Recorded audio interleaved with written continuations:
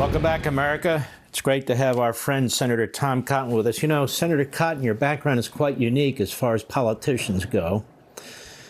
You come out of a little state of Arkansas. You served as a combat officer in Iraq and Afghanistan, and you went to Harvard Law School. And that's a very unique, I think, a very important background.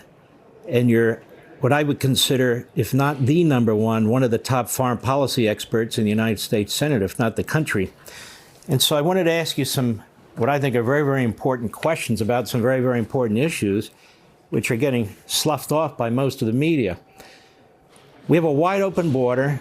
People have been warning about terrorists coming here and committing acts of terrorism, Senator. And now we have a report that 8 ISIS operatives were captured in the United States, that the FBI had done a surveillance operation on them, 8 of them in 3 cities, LA, Philadelphia, and New York. And this is great that they caught them. But we have over 12 million people who've come into this country that we haven't properly vetted all over the country. Isn't the concern is this is potentially the tip of the iceberg, and we're not going to always catch them? Mark, there's no question that these 8 potential terrorists are just the tip of the iceberg. As you say, more than 12 million illegal aliens have entered our country in less than 4 years under Joe Biden. The FBI has been warning for months now about the threat of terrorism coming from our open border. Many of these potential terrorists are coming from Central Asia, countries like Tajikistan or Uzbekistan that have deep terrorist roots and movements in them that their governments are battling against. This is the origin of the terrorist attacks in Moscow a few weeks ago as well. I'm glad that they caught these 8 potential terrorists, but again, as you say, it's just the tip of the iceberg. We know that many more have crossed our border.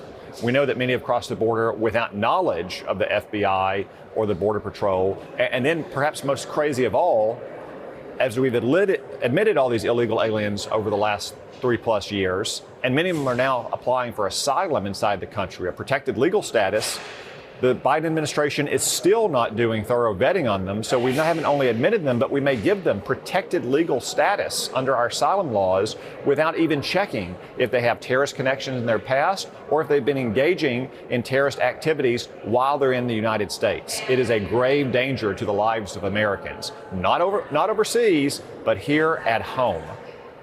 And you know, Senator, we have these incidents that are popping up where illegal aliens are breaching military installations, or they're monitoring them, or one tried to drive into Quantico with a vehicle and so forth and so on. This is going on all over the country here. We have MS-13 has a strong foothold in this country now.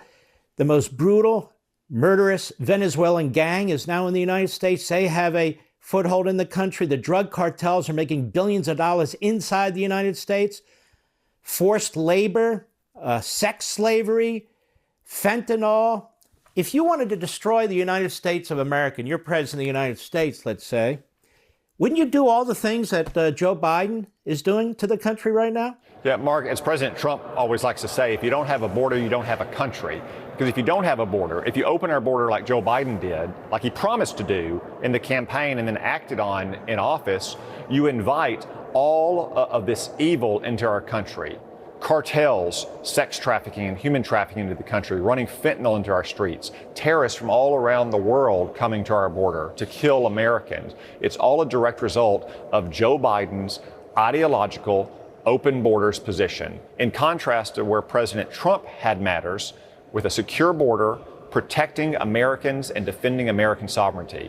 That's one of the many reasons why the American people think it's time for a change of direction, as do I. Now, Senator Cotton, Joe Biden keeps using as a fig leaf this phony bipartisan bill where I think 3 Republican senators negotiated it in secret, and the rest of you didn't know anything about it till it was dropped in your laps. The House never supported it, but he likes to call it bipartisan legislation that would have fixed this thing. I read that legislation, didn't fix a damn thing. In fact, the extra funding, most of which went for administrative activities, didn't even kick in until 2028. And they had a threshold number that was multiple thousands higher than what is tolerable in terms of illegal immigration. So he keeps using this. This is the fig leaf he's going to use. And if, in fact, we are attacked, I can see it. He's going to blame Republicans. He's going to blame President Trump. How do you respond to that?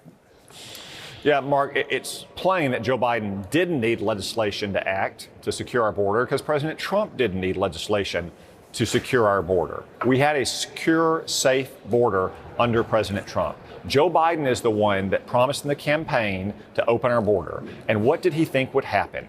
Millions of people all around the world heard those promises. They came to Mexico, oftentimes conspiring with drug cartels to get across the border into our country. Not just to get jobs or unite with families, but to bring in drugs and crime. Then Joe Biden had an executive order in which he purported to shut down the border. But as you say, he still allowed 75,000 illegal aliens to enter our country every month under that order, with all kinds of loopholes as well. I would say it's like closing the barn door after the horses left, but it doesn't even close the barn door, Mark.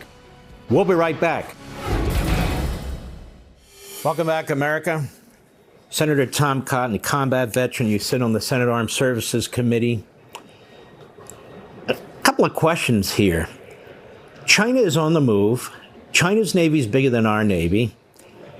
The terrorists in the Middle East are on the move, partly because Joe Biden is funding them with our tax dollars, or he has set in place policies undoing President Trump's restrictions on Iran, where billions are flowing into that regime, that is Iran, which is funding all these terrorists, while he has a foot on Israel's throat.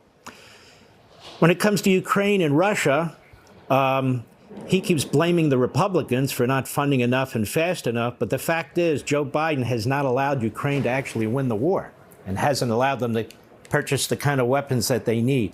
But more fundamentally, you're on the Armed Services Committee.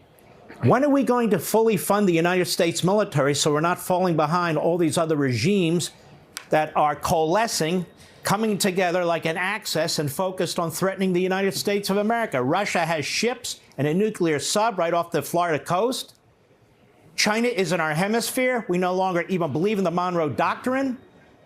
They claim to control the South China Sea, the East China Sea, the Philippines, Vietnam, South Korea, Japan are very, very nervous about what's taking place. And I don't get the impression that our commander-in-chief, so-called, is really focused very much or doing a hell of a lot about it. Mark, I can tell you exactly when we're going to fully fund our military, when we elect Donald Trump and a Republican majority to the Congress. We rebuilt our military with President Trump and Republicans during the Trump presidency, but Joe Biden has already cut it to the bone. Every single year, he's submitted budgets that have real cuts after his huge inflation to our military. It's what Democrats always do. It's like ducks or geese migrating for winter.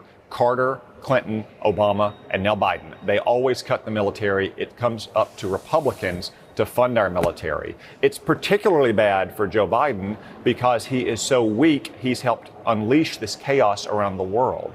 Mark, like President Reagan, President Trump, and you and I believe in peace through strength. What we've got through with Joe Biden is war through weakness. You notice that Vladimir Putin didn't invade Ukraine when Donald Trump was president. He only does that when Democrats are president. Iran didn't unleash terrorist proxies like Hamas to commit the worst atrocity against Jews since World War II when President Trump was president. He only does that when Joe Biden's in office.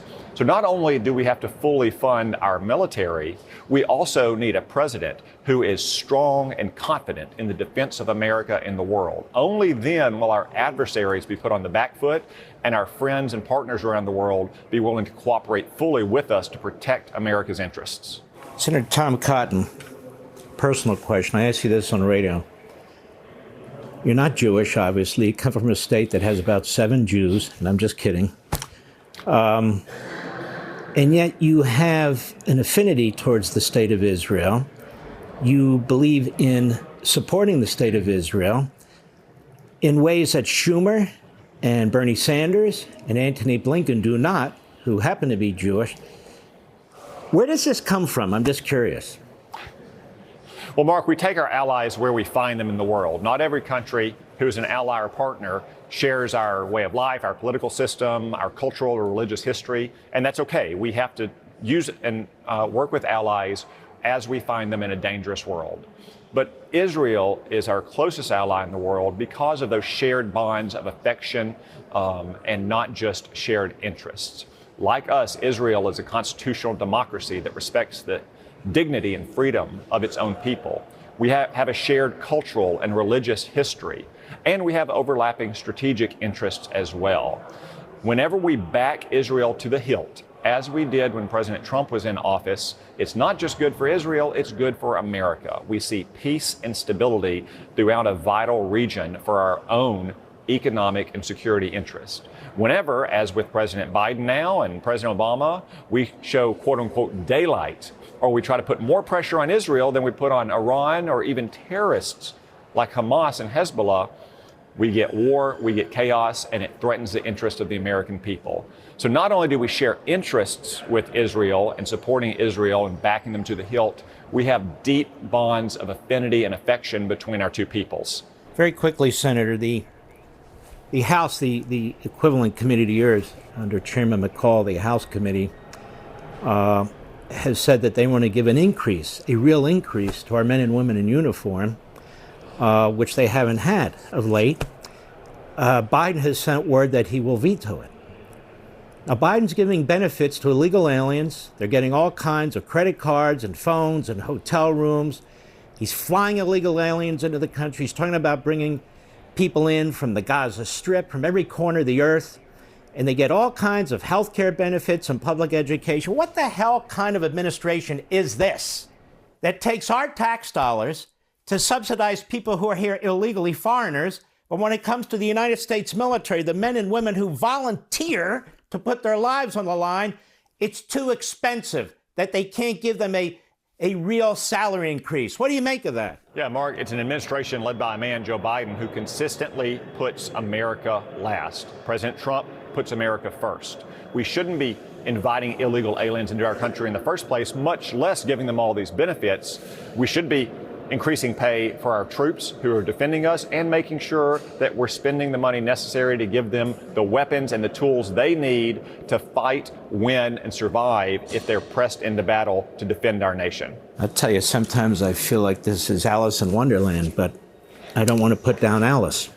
All right, my friend, Senator, thank you very, very much. God bless you. And I'm glad you're on the short list, by the way. Senator Tom Cotton, take care of yourself. Thank you, Mark. We'll be right back.